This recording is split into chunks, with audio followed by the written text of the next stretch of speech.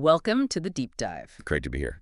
So today we're diving into a really focused piece of ancient text. We're looking at the Book of Haggai from the King James Version. Right, it's just 2 chapters, really quite short. Yeah, surprisingly short, but really potent stuff in there. Absolutely. And our mission, really, is to get straight to the heart of what Haggai was saying. Okay. We want to understand it in its own time, its historical context, but also pull out those key insights, that might speak to you, the listener, today. Right. Get a good understanding, but do it well, efficiently. Exactly. Quick but thorough. I always say, so let's set the scene a bit.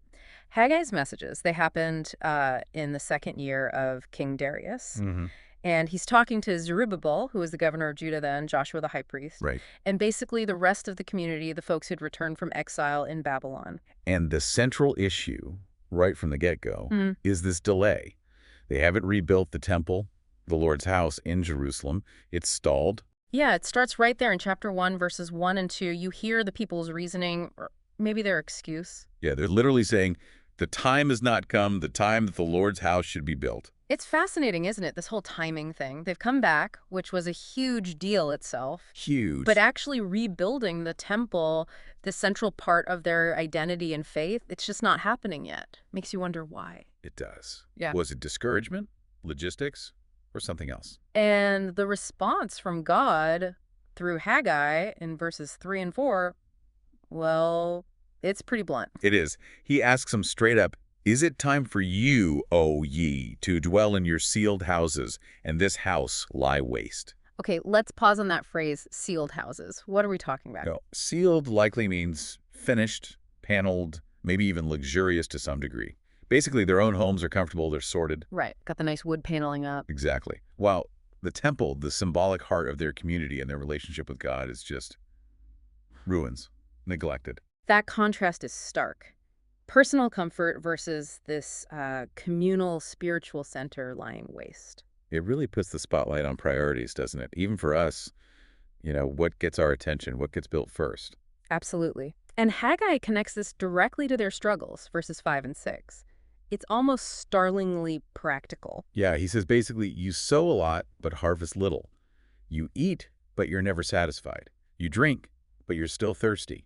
You have clothes, but you're not warm. And that last bit, earning wages just to put them into a bag with holes, wow. That image just hits home, doesn't it? That feeling of working hard, putting the effort in, but it just seems to disappear, like you can't get ahead. Everyone's felt that at some point, surely. I think so. And notice, it's not presented as like this arbitrary punishment. It's framed as the natural consequence of their priorities being out of sync. Yeah, it's like the foundation is shaky, so nothing built on top is really satisfying. Right.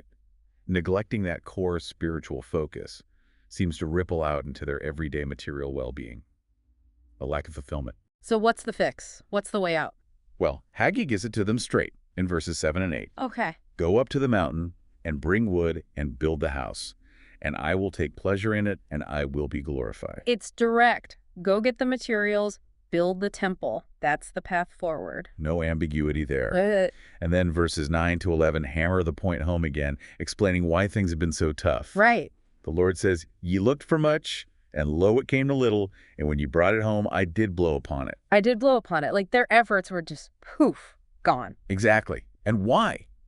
Because of mine house that is waste, and you run every man unto his own house. There it is again. Everyone's busy feathering their own nests. While the central project is ignored, and the result he points to, drought, crop failure, hardship affecting everything, land, people, animals. It's a really powerful picture of how neglecting that central thing can impact, well, everything else. Definitely. But, importantly, the story doesn't end there in neglect. No, thankfully. Because verses 12 to 15 show a real shift. A big one. Zerubbabel, Joshua, the people. They actually listen. They do. It says they obeyed the voice of the Lord their God, and they showed reverence. They feared the Lord. And they got to work. They started building on the 24th day of the 6th month. And the Lord's response, so simple but so powerful. Just, I am with you. That's it. From drought and disapproval to presence and reassurance, that's quite a turnaround. It really shows the impact of just listening and acting. Their action, rooted in reverence, was met immediately with that divine affirmation. It suggests that even when things feel stuck, Turning back to what's important can change everything. Okay, so they start building, but then chapter 2 introduces a new potential challenge, right? Yes, in verses 1 to 3, it seems like, well, maybe the reality of the rebuilding wasn't quite living up to memory or expectation. Ah, the nostalgia factor. Kind of. Haggai addresses those who remember the first temple, Solomon's temple, in all its glory. Right, which is legendary. Exactly. And he asks them, who is left among you that saw this house in her first glory? And how do you see it now? Is it not in your eyes in comparison of it as nothing? Oof. That's acknowledging the elephant in the room, isn't it? This new building. And maybe it looks a bit basic, underwhelming. It's such a human thing, isn't it? Comparing the present reality with some golden past, or even just our grand vision, and feeling disappointed. Yeah, feeling like your efforts are kind of insignificant. Haggai totally gets that. He puts words to that potential discouragement. It's a reminder that progress often starts small. But he doesn't leave them there in that feeling. No way. Verses 4 and 5 are pure encouragement. Yet now be strong. He says it to Zerubbabel, to Joshua, to all the people. Be strong and work, for I am with you. That promise again, I am with you. And he anchors it. He says, according to the word that I covenanted with you when ye came out of Egypt, so my spirit remaineth among you. Fear ye not. Okay, so that covenant reference, he's calling back to the Exodus, to that foundational promise God made with them way back. Precisely. He's saying, remember our history. Remember that core promise. Yeah. My spirit is still here. Don't be afraid. Keep working. So the message is, don't get bogged down comparing now to then. Focus on the fact that God is present. The promise holds. Exactly. Draw strength from that enduring relationship, not from the potentially unimpressive appearance of the current building site. Okay, and then comes something quite amazing in verses 7 to 9. A prophecy. A huge one, looking way beyond the current circumstances. Yeah. I will shake all nations, and the desire of all nations shall come, and I will fill this house with glory. The silver is mine, and the gold is mine. The glory of this latter house shall be greater than of the former. Whoa! Greater than Solomon's temple. That's the promise. Yeah. Even though it might look humble now, its future glory will actually surpass the legendary first temple.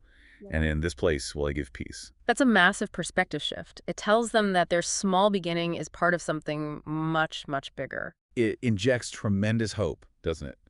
It says, what you're doing now, even if it feels small, is laying the groundwork for something incredibly significant and glorious beyond what you can even see. Peace is the ultimate goal here. Okay, then the text takes a bit of a turn in verses 10 to 14. It feels like a lesson in ritual purity. It does seem a bit like a theological sidebar at first glance. Haggai asks the priests a question about holiness and uncleanness. Right. Can holiness be transferred by touch? The priests say no. Can uncleanness be transferred? They say yes. Mm-hmm. And Haggai applies this directly to the people. He says, essentially, so is this people, and so is every work of their hands, and that which they offer there is unclean. So while the temple was neglected, their other efforts, even their offerings, were somehow tainted because their core priority was wrong. That seems to be the point. It's not that the actions themselves were inherently bad, maybe, but the underlying state of neglect towards God's house cast a shadow. It suggests our inner state, our core commitments, actually affect the quality and acceptability of everything else we do. That's a challenging thought. Your priorities can actually render your other efforts unclean, in a sense. It's a strong point about the interconnectedness of our lives and our focus. Then, verses 15 to 17, he tells them to look back again. Consider, he says. Remember the time before you started laying the temple foundation? Right. And what was that time like? Poor yields, scarcity. He mentions blasting and with mildew and with hail. It's reinforcing that earlier link. Neglect the foundation and you experience hardship. It's like saying, you've lived this already, remember. Exactly. A concrete reminder of the consequences they'd already faced. But then verses 18 and 19 mark the turning point. Very specifically. Yes, he says, consider now, from this day and upward, specifically pinpointing the day they laid the foundation, the 24th day of the 9th month. Right. Even though the harvest isn't in yet, is the seed yet in the barn? Hath not brought forth? He makes a promise. From this day will I bless you. So the blessing is tied directly to the action, to starting the rebuilding, even before the results are visible. It's a clear marker. That act of obedience, of setting the foundation right, is the pivot point from which future blessing flows. And finally, the book wraps up in verses 20 to 23 with a very specific personal message to Zerubbabel, the governor. Yes, a second message, just for him on that same day. speaks of future upheaval. I will shake the heavens and the earth, and I will overthrow the throne of kingdoms. Big geopolitical shifts predicted. Huge shifts. But in the midst of that shaking, God says to Zerubbabel, I will take thee, and will make thee as a signet, for I have chosen thee. A signet, like a signet ring. Exactly. A symbol of authority, of identity, of divine backing and choice.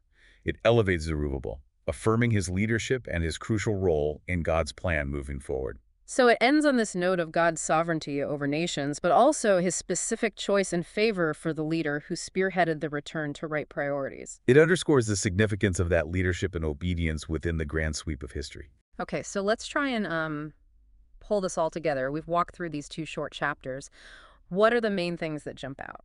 Well, the importance of priorities is just unavoidable, isn't it? What we choose to build, what we choose to focus on first.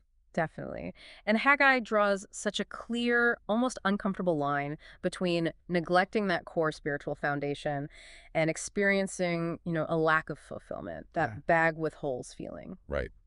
And conversely, obedience, even when it starts small, brings God's presence, I am with you, and eventually blessing. There's also that really powerful encouragement not to despise small beginnings, what looked maybe underwhelming compared to the past. Promised a future glory even greater. That's huge. Don't judge the project midway through, essentially. For me, I think the real aha moment is just how direct that link is between their focus on their own sealed houses, their immediate comforts, and the sort of hollowness they were experiencing everywhere else. Yeah, it really makes you stop and think, doesn't it? Where am I putting my primary energy, my best resources? Exactly, which leads to the relevance for you listening. It prompts that cauldron. What house in your own life, maybe metaphorically speaking, might be lying waste? What important foundation, maybe a relationship, a skill you want to build, a spiritual discipline, a community project is being neglected, while other, perhaps easier or more comfortable things get all the attention? And Haggai suggests there might be unseen consequences to that neglect. Right. Right, that feeling of never quite getting there, even in other areas. But also the potential for future growth, for blessing, if you shift focus and start laying that foundation. So maybe the thought to leave you with is this. What foundational building are you being called to undertake right now? Even if it seems small or difficult or, frankly, not very glorious at the moment. Yeah. Could that be the very thing that unlocks a future of greater purpose, fulfillment, and blessing than you can currently see? Haggai certainly suggests it's possible. Something to definitely consider.